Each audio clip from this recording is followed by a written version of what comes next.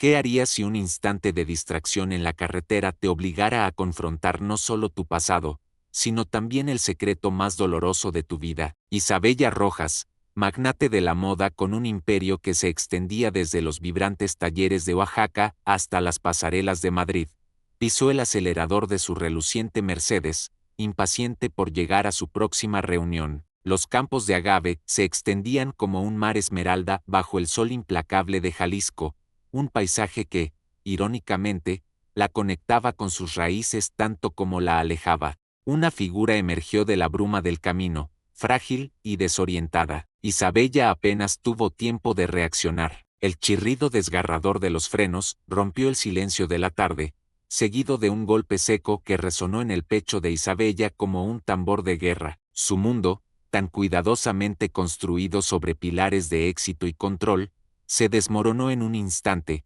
dejando al descubierto una vulnerabilidad que creía haber enterrado hacía mucho tiempo. En el polvo del camino, un hombre anciano yacía inmóvil. Su sombrero de paja había salido volando, revelando cabellos blancos y un rostro surcado por el tiempo y el sol, un lienzo de historias no contadas. Isabella bajó del coche, sus piernas temblaban, mientras el aire cargado de tierra y el aroma dulce del agave se mezclaban con el penetrante olor a goma quemada. Este accidente, esta colisión en el corazón de México, se sentiría menos como un suceso aleatorio y más como una cita ineludible con el destino. El pánico se apoderó de Isabella, una emoción que rara vez se permitía sentir.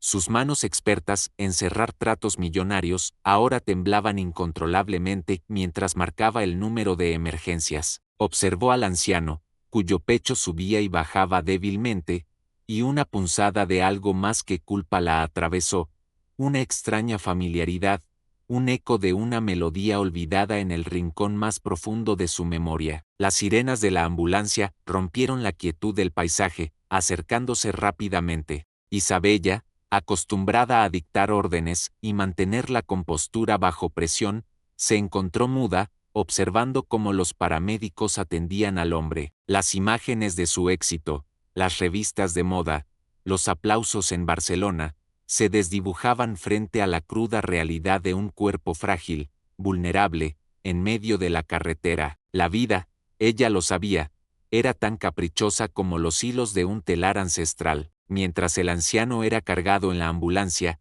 Isabella vio un pequeño milagrito de plata, un corazón con una cruz, asomar de su bolsillo. Su madre, a quien apenas recordaba, solía llevar uno idéntico, un recuerdo fugaz de manos cálidas y una canción de cuna en español que se perdió con el tiempo. El aire de Jalisco se hizo denso, cargado no solo de polvo, sino de un presagio ineludible. En el modesto hospital de un pueblo cercano, el olor a desinfectante se mezclaba con el aroma a café de olla que una enfermera ofrecía con una sonrisa cansada. Isabella, con su traje de diseñador, parecía fuera de lugar en la sala de espera de paredes descascaradas y sillas de plástico. Su abogado, a quien había llamado de inmediato, ya estaba en camino, pero la frialdad de los trámites legales no podía calmar la creciente inquietud en su interior. El médico le informó que el anciano estaba grave pero estable, con una contusión cerebral y algunas fracturas. No tiene identificación, señorita,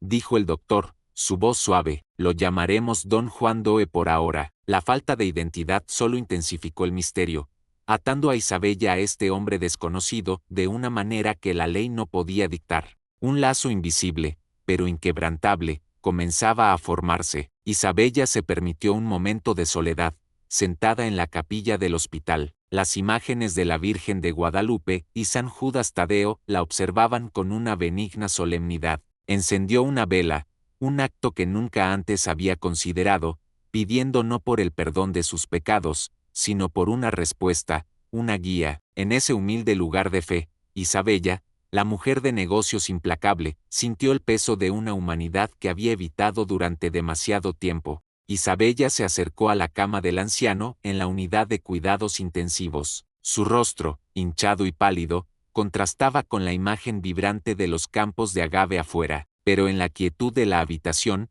una vez más, Esa extraña punzada de familiaridad la golpeó. Los surcos alrededor de sus ojos, la forma de su nariz. Era como mirar un recuerdo distorsionado, una fotografía borrosa que intentaba enfocar. Estaba acostumbrada a ver rostros en los consejos de administración, en las negociaciones de contratos, rostros que evaluaba con fría precisión, pero este rostro, el de un desconocido, evocaba una emoción que la desarmaba por completo. No era lástima, era algo más profundo, un eco de un dolor antiguo que vibraba dentro de ella, amenazando con romper la armadura que había construido a lo largo de los años. Pasó sus dedos por el milagrito de plata que la enfermera había colocado en la mesita de noche. El metal frío era un ancla en su tormenta interna. ¿Por qué se sentía tan conectada con este hombre? ¿Era solo la culpa del accidente? ¿O había algo más?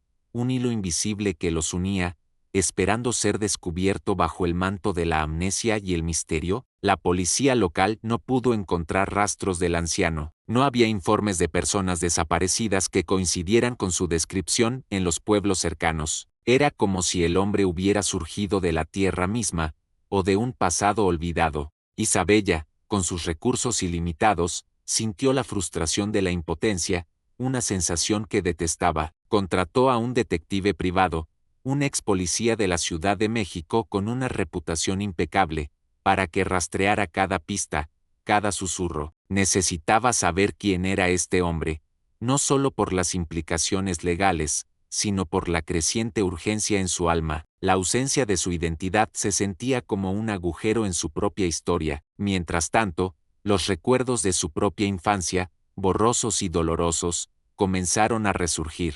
La sensación de ser dejada, de ser una niña sola en un mundo frío. La fortaleza que había construido para sobrevivir ahora era desafiada por la fragilidad de este anciano y la posibilidad de un pasado que se negaba a permanecer enterrado. Una tarde, mientras Isabella estaba sentada al lado de la cama del anciano, notó un sutil aroma en el aire. Era el inconfundible y dulce aroma de la Nochebuena, la flor de Pascua, que solía inundar las casas mexicanas en diciembre. Pensó que era una de las enfermeras, pero el olor parecía venir del hombre mismo, de su ropa. De repente una imagen fugaz cruzó la mente de Isabella, una Nochebuena de su infancia, una mesa humilde pero llena de tamales y buñuelos, y la mano fuerte de un hombre, tallando algo de madera con el mismo aroma a madera y a tierra que se desprendía del anciano ahora. La imagen era tan vívida que Isabella sintió un escalofrío. Era un sueño, una alucinación por el estrés, o una memoria real. El milagrito de plata, ahora en su mano, parecía calentarse, latiendo al compás de su corazón. El olor de la Nochebuena y la imagen del tallado, símbolos arraigados en la cultura y la tradición mexicana, se convirtieron en la primera pieza tangible de un rompecabezas que Isabella no sabía que estaba resolviendo. A pesar de la insistencia de su abogado de que era una imprudencia legal, Isabella decidió asumir personalmente la responsabilidad por el cuidado del anciano. Le consiguió una habitación privada en el hospital, con la mejor atención disponible. Era una decisión que contradecía su naturaleza pragmática y su usual aversión a lazos personales. Juma, su chofer de confianza y un hombre de pocas palabras, la miró con una mezcla de sorpresa y respeto silencioso. Isabella había construido su imperio en solitario, rara vez mostrando compasión más allá de transacciones comerciales. Esta nueva faceta, este acto de cuidado desinteresado, era inaudito. No puedo dejarlo, dijo Isabella, más para sí misma que para Juma. La verdad era que no quería dejarlo. Una fuerza magnética, primigenia, la ataba a este hombre anónimo, y cada día que pasaba, la fuerza de esa conexión se volvía más poderosa, más difícil de ignorar. Mientras el anciano se recuperaba lentamente, el mundo de Isabella seguía girando a la velocidad de la luz. Reuniones con inversores en la Ciudad de México, llamadas transatlánticas a sus equipos en España, diseños de nuevas colecciones inspiradas en los colores vibrantes de los mercados de Tepoztlán. Mantener ambos mundos separados era una proeza agotadora, una danza constante entre el lujo y la humildad. Su oficina, un bastión de cristal y acero con vistas al bullicioso Paseo de la Reforma, era un universo aparte de la pequeña habitación del hospital.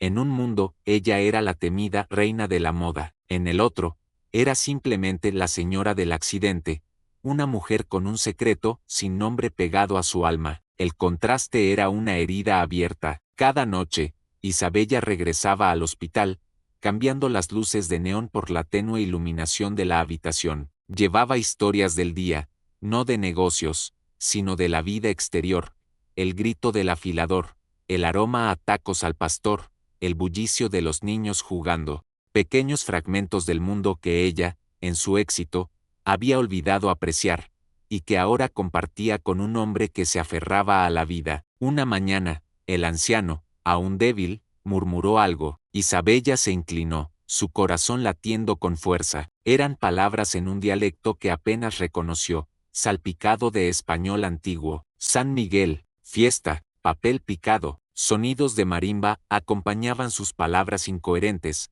como si su mente estuviera deambulando por un pueblo en plena celebración. Isabella recordó un viaje de infancia a San Miguel de Allende, la belleza colonial, las artesanías, el papel picado ondeando al viento. ¿Era una pista? El detective privado había estado buscando en los registros de los hospitales y albergues en las grandes ciudades, pero los murmullos del anciano apuntaban a algo más profundo, más arraigado en la tradición mexicana. San Miguel, repitió Isabella suavemente, y por un instante, un destello de reconocimiento cruzó los ojos del anciano antes de que volviera a sumirse en el sueño. Las palabras eran como migajas de pan en un bosque oscuro, guiándola hacia un pasado que prometía ser tan doloroso como revelador. Con la pista de San Miguel, Isabella amplió el alcance de su investigación. No solo quería saber quién era el anciano, sino también más sobre sí misma. ¿De dónde venía realmente su madre? ¿Quién era su padre? Preguntas que su tía abuela, su tutora desde los 8 años, siempre había eludido con respuestas vagas y evasivas. El detective, un hombre de pocas palabras llamado Ricardo, regresó a la zona rural de Jalisco, visitando pequeños pueblos, mercados polvorientos y fondas tradicionales, mostrando la fotografía del anciano. La cultura mexicana, con sus lazos comunitarios y su profunda memoria oral, podría ser la clave. Cada conversación en las plazas o iglesias era un potencial hilo en el tapiz. Isabella sentía una mezcla de miedo y anhelo. Temía lo que podría encontrar, los demonios de un pasado olvidado que podrían desestabilizar su presente, pero también anhelaba una conexión, un sentido de pertenencia que su vida de opulencia nunca le había brindado. Su corazón, una vez un bloque de hielo, ahora latía con una nueva y aterradora esperanza. Ricardo, el detective, llamó con noticias. Había encontrado a alguien que reconocía al anciano en un pequeño pueblo llamado San Cristóbal de las Flores, escondido en las montañas de Jalisco, un lugar conocido por sus artesanos que tallaban figuras de madera,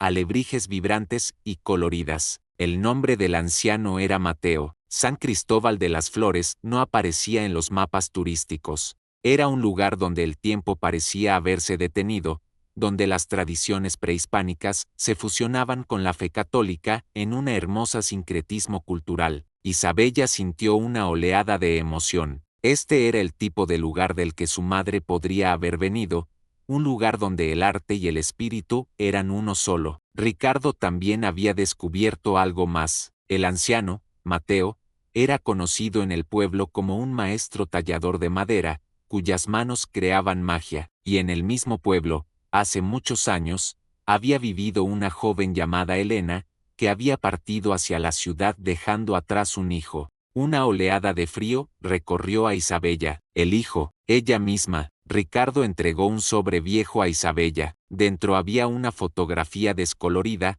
arrugada por el tiempo. En ella, una joven de sonrisa radiante, con unos ojos increíblemente parecidos a los de Isabella, posaba junto a un hombre más joven, con la tez más lisa, pero inconfundiblemente el anciano del hospital. El corazón de Isabella se detuvo. Ella es Elena, dijo Ricardo, su voz grave. Su madre, señorita Rojas. Las palabras se clavaron en Isabella como dagas. Su madre, a quien apenas había tenido un recuerdo visual, estaba frente a ella, viva en la fotografía, y a su lado, su padre. La confirmación era brutal, innegable. La culpa del accidente se mezcló con la rabia del abandono. Isabella corrió sus dedos por el rostro de su madre en la foto, luego por el de su padre. Las lágrimas que había retenido durante décadas brotaron sin control, una inundación de dolor, amor y preguntas. ¿Cómo había podido suceder? ¿Cómo la vida de un hombre humilde de un pueblo artesano se había cruzado tan trágicamente con la suya? Décadas después, en una carretera polvorienta de Jalisco, Isabella regresó al hospital, la fotografía en su bolso. El anciano, Mateo, todavía dormía. Su nombre, que había aprendido en la investigación, resonaba en su mente como una campana fúnebre. Mateo, el nombre de su padre. Una parte de ella quería gritarle, despertarlo, exigirle respuestas, pero otra parte temía la verdad. Recordó los cuentos de su tía abuela sobre su madre, Elena, una mujer de espíritu libre que había soñado con más que la vida del pueblo, pero su tía abuela nunca mencionó a un padre, ni las circunstancias de la partida de Elena. Todo era una laguna, un silencio conveniente para proteger a la niña huérfana. Ahora, ese silencio se había roto con la fuerza de un accidente. El milagrito de plata, que aún conservaba, parecía susurrarle historias antiguas, de un amor prohibido, de decisiones imposibles. La ironía era palpable.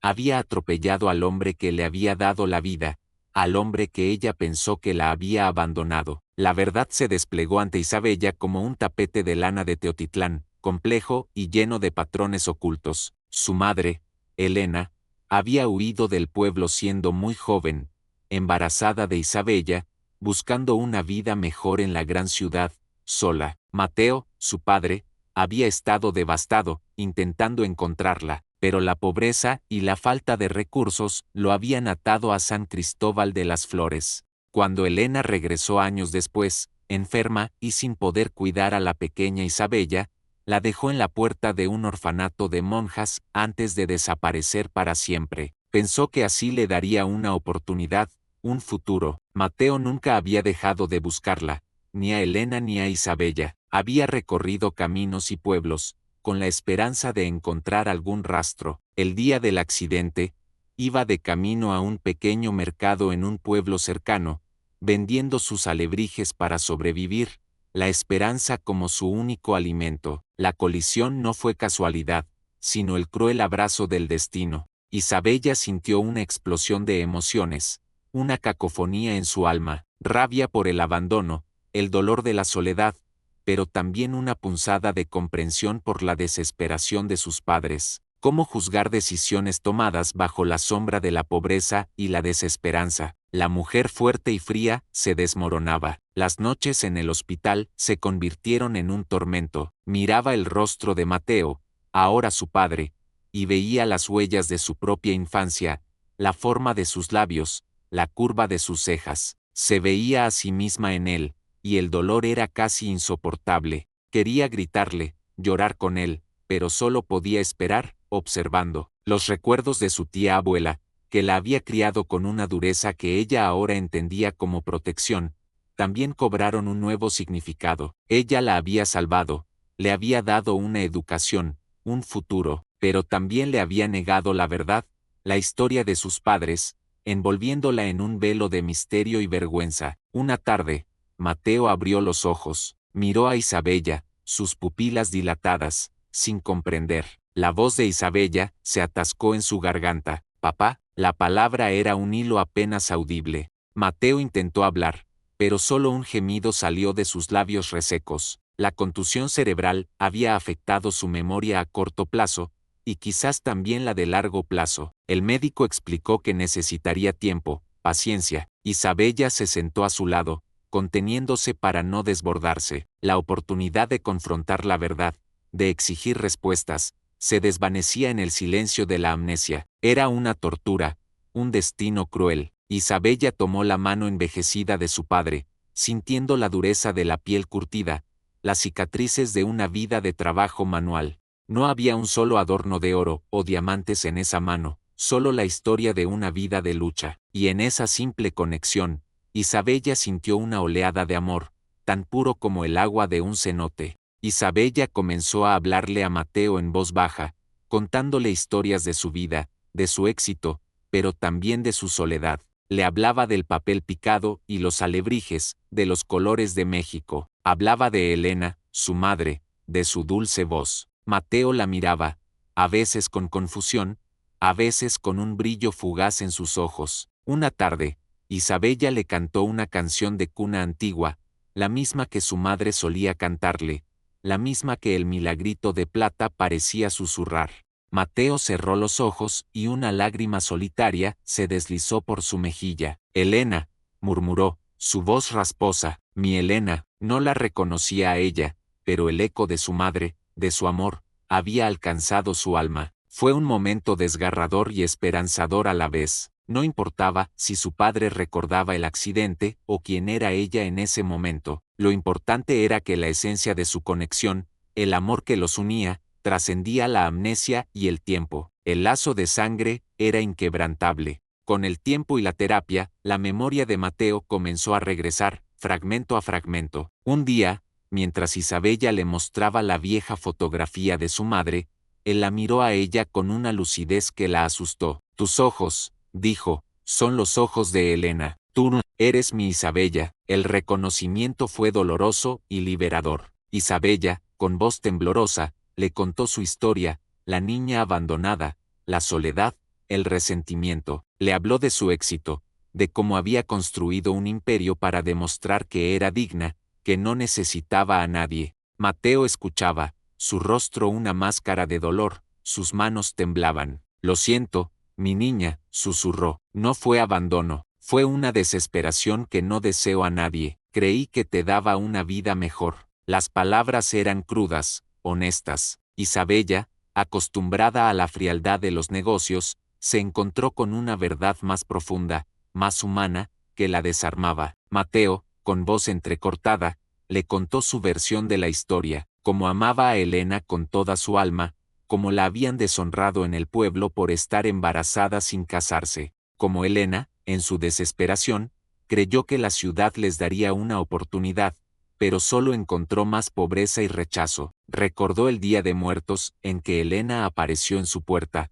enferma y con la pequeña Isabella en brazos. Su corazón se rompió al verla, pero en San Cristóbal, la gente los había rechazado. No tenían dónde ir, ni cómo sobrevivir. Elena, en un acto final de amor, le hizo prometer que la dejaría en un lugar donde pudiera tener comida y un futuro, aunque fuera sin ellos. Mateo relató el horror de dejarla en el orfanato, el grito desgarrador de su alma al ver a su hija en los brazos de una monja. Había regresado al pueblo, un hombre roto, con la esperanza de que un día Isabella lo perdonaría, que lo encontraría. La vida mejor que Elena buscaba para Isabella era su mayor sacrificio. No había otra manera, mi amor, dijo Mateo, sus ojos llenos de lágrimas. La pobreza es un monstruo que devora el alma. No quería que vivieras el mismo destino, sin comida, sin techo, sin esperanza. Relató cómo la cosecha de agave había fallado ese año, cómo las enfermedades habían azotado el pueblo, llevándose a muchos. En ese tiempo, incluso el arte de tallar alebrijes no podía alimentar a una familia. La gente estaba emigrando al norte,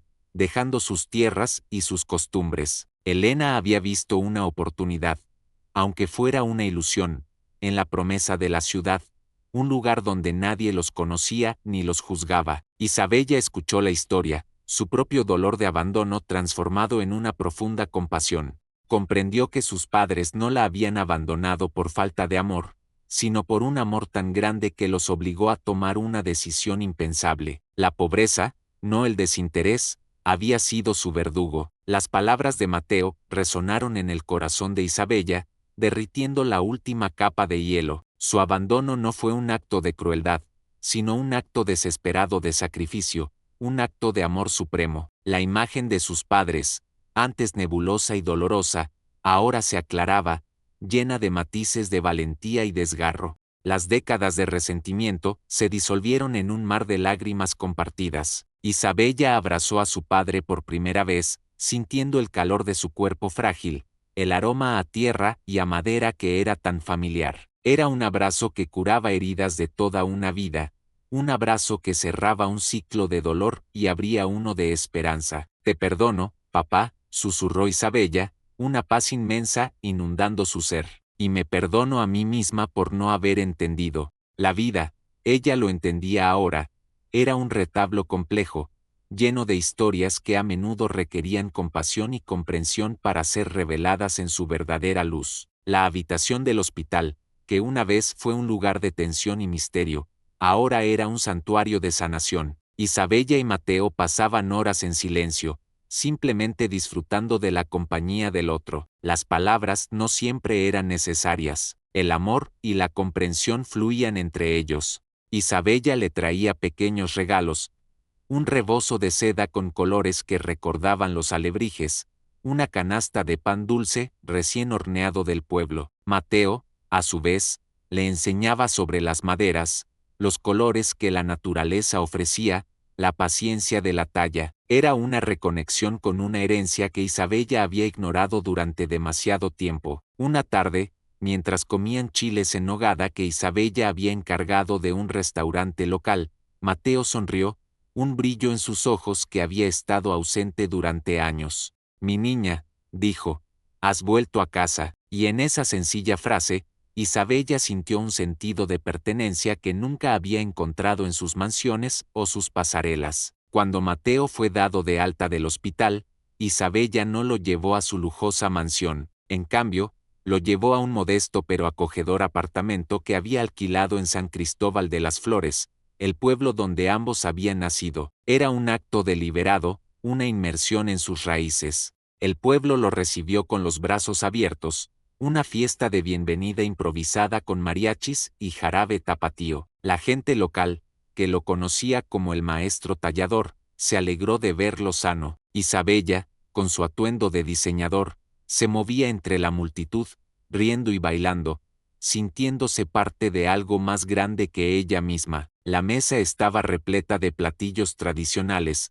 pozole, birria, tacos al pastor. Los colores vibrantes de la comida mexicana se mezclaban con las risas y la música. Isabella, la mujer de negocios, se sentía más rica que nunca, no por su fortuna, sino por la calidez de su familia y su comunidad recién descubierta. Mateo, el humilde anciano que Isabella había atropellado, no era solo un tallador de madera, sino un maestro artesano de alebrijes, cuyas manos daban vida a criaturas fantásticas. Sus obras, llenas de color y detalle, eran historias esculpidas, sueños materializados en madera de copal. Mi madre, ella era la que tenía el ojo para el color, le dijo Mateo a Isabella, mostrándole un dragón tallado con escamas iridiscentes. Ella mezclaba los pigmentos, le daba alma a mis creaciones. Isabella vio en cada pieza el eco de sus propios diseños de moda, la misma pasión por el color y la forma. El talento de su padre, su conexión con la tierra y el arte, era una herencia que Isabella nunca supo que llevaba dentro. Su propia creatividad, que había impulsado su imperio, ahora se revelaba como un regalo de sus ancestros, una profunda conexión con el alma artística de México. Isabella observó a su padre tallar. Sus manos, aunque marcadas por la edad, se movían con una gracia y precisión asombrosas, transformando un simple trozo de madera en una criatura mitológica. Era un espectáculo hipnotizante, una danza entre el hombre y el material. Cada alebrije tiene su espíritu, explicó Mateo. Debes escucharlo, sentirlo antes de tallar. Isabella, que siempre había buscado la perfección y la eficiencia, aprendió la paciencia, la escucha, la conexión con el material. Era una lección que trascendía el arte y se aplicaba a la vida misma. Comprendió que su propia visión para los negocios, su capacidad para ver el potencial en lo simple y transformarlo en algo extraordinario, no era solo su ingenio, era la misma chispa creativa, la misma alma artesanal que corría por las venas de su padre y su madre, un legado de belleza y resiliencia. Isabella comenzó a pasar más tiempo en San Cristóbal de las Flores. Su vida en la alta sociedad de Madrid y la Ciudad de México se sentía distante, casi irreal. En el pueblo, encontró una paz y una autenticidad que nunca había experimentado en su mundo de lujo. Con la ayuda de Isabella, Mateo abrió un pequeño taller-galería en el pueblo. Las obras de Mateo, con el respaldo de la reina de la moda, rápidamente ganaron reconocimiento, no solo en México, sino a nivel internacional. Sus alebrijes se exhibían junto a los diseños de alta costura de Isabella en eventos de arte y moda. La ironía era exquisita. El hombre que ella creyó haberla abandonado, le estaba dando ahora la oportunidad de reconectarse con sus raíces, de honrar su herencia, y de encontrar una nueva profundidad en su propia expresión creativa. Ella le había dado un futuro, y él le había dado un pasado. Isabella y Mateo viajaron juntos a los lugares de su memoria. Visitaron el orfanato donde Elena la había dejado, un lugar que Isabella había temido toda su vida. Ahora, con su padre a su lado, lo vio no como un símbolo de abandono, sino como un testimonio del amor desesperado de sus padres. Regresaron a los campos de agave donde el accidente había ocurrido. Isabella ya no veía el lugar con culpa, sino con la asombrosa comprensión de cómo un suceso trágico había sido, de hecho, el catalizador para la reunificación de una familia. El cruce fatal se había convertido en un punto de encuentro con el destino. El milagrito de plata, que Isabella siempre llevaba consigo, ya no era un recordatorio de un dolor antiguo, sino un símbolo de la resiliencia, la fe y la profunda conexión de su familia. Era un amuleto de amor, de perdón, y de un hogar que finalmente había encontrado. Isabella, la mujer que había atropellado a su propio padre, ahora dedicaba parte de su imperio a promover el arte y la cultura de los artesanos mexicanos, creando programas para niños en comunidades rurales. Sus pasarelas en Madrid y Barcelona ahora incorporaban diseños inspirados en los alebrijes de su padre y los rebozos de su madre. Mateo, el maestro artesano, disfrutaba de sus últimos años rodeado de su hija y de su arte, viendo su legado florecer de maneras que nunca imaginó. Juntos, la mujer de negocios y el anciano, habían redefinido el significado de la familia, la riqueza y el éxito. El abandono, lejos de ser un fin, había sido el inicio de un camino hacia una conexión más profunda y un amor inquebrantable. La historia de Isabella y Mateo se convirtió en una leyenda en San Cristóbal de las Flores, un testimonio de cómo los hilos más frágiles de la vida cuando se unen con amor y perdón pueden tejer el tapiz más hermoso y resistente. Y en cada alebrije vibrante, en cada puntada de un diseño de Isabella, se escuchaba el susurro de un pasado redimido y un futuro lleno de esperanza, bajo el cielo azul de México y el espíritu eterno de España. Capítulo 29. La tejedora de historias Isabella, inspirada por la sabiduría ancestral de su padre y los colores de su tierra, se sumergió aún más en la comunidad artesanal. En particular, quedó fascinada por las mujeres tejedoras de telares de cintura, cuyas manos creaban obras de arte en lana y algodón, contando historias en cada hilo. Descubrió que muchas de estas técnicas estaban en peligro de desaparecer, eclipsadas por la producción en masa. Con su visión de negocios, Isabella vio una oportunidad no solo para preservar, sino para elevar estas tradiciones. Propuso un proyecto a las tejedoras de San Cristóbal de las Flores, ofreciéndoles materiales de alta calidad y una plataforma global para sus creaciones. Quería que el mundo conociera la belleza y el significado de cada huipil y rebozo, y que las mujeres recibieran un pago justo por su arte. La iniciativa, que llamó Hilos de Elena, en honor a su madre, floreció. Las manos que antes tejían para subsistir ahora tejían con orgullo renovado, viendo sus diseños exhibirse en galerías de arte en Barcelona y en boutiques de moda en la Ciudad de México. Isabella se sintió tejer un nuevo tapiz, uno que conectaba su imperio de moda con las raíces de su herencia y el alma de su gente. Capítulo 30. El Festival del Corazón. El pueblo de San Cristóbal de las Flores celebró su Festival de la Cosecha y el Arte, un evento anual que, gracias al resurgimiento del taller de Mateo y la iniciativa de Isabella, adquirió un brillo especial. El aire vibraba con la música de son jarocho, el aroma a flor de cempasúchil y el murmullo alegre de la gente. El kiosco central de la plaza estaba adornado con banderas de papel picado que ondeaban al ritmo de la brisa. Mateo, con Isabella a su lado, fue el invitado de honor. Su puesto de alebrijes estaba abarrotado, y la gente le agradecía por inspirar a una nueva generación de artesanos. Isabella, antes la empresaria distante, ahora compartía pulque y risas con los habitantes del pueblo, sintiendo la calidez de una comunidad que la había acogido. Fue en ese festival, bajo un cielo estrellado que parecía pintado por la mano de Dios, que Isabella se dio cuenta de la verdadera riqueza que había encontrado. No eran los millones en su cuenta bancaria, sino el latido del corazón del pueblo, la risa de su padre, y la conexión con una cultura vibrante que ahora formaba parte intrínseca de su ser. Capítulo 31. Un puente entre mundos. La influencia de San Cristóbal de las Flores se hizo evidente en la próxima colección de Isabella, lanzada en la prestigiosa Semana de la Moda de Madrid.